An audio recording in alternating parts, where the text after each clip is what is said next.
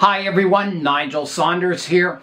On April the 8th, we are going to have almost a total eclipse. The moon is going to pass in front of the sun. I've got my eclipse glasses ready.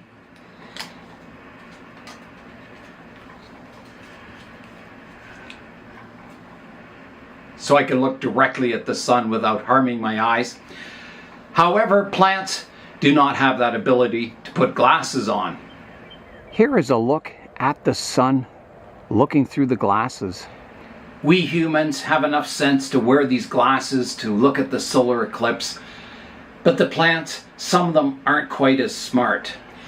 Some plants have leaves that fold up when it starts to get dark out, but other trees, it doesn't matter what you tell them, they'll try and sneak a peek at the sun. Those plants with the leaves still out are going to be tempted to look at the sun. So you need to either put them in the shade for the day or protect them underneath the bench where they can't see the sun. If a tree does get blinded by the sun, you'll notice the leaves won't grow facing the sun. They'll just grow in any direction, and you'll get very chaotic growth in the future from your blind trees. Trees like these maples that are out on the benches need to be protected, so I'll put them underneath the bench during the solar eclipse. Luckily, a full solar eclipse is a very rare event. You may only see 2 or 3 of them in your lifetime.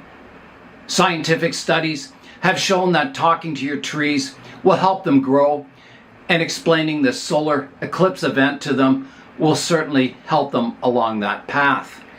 It's best to talk to your plants, explain what is going on, so they're not tempted to look at the sun during the solar eclipse.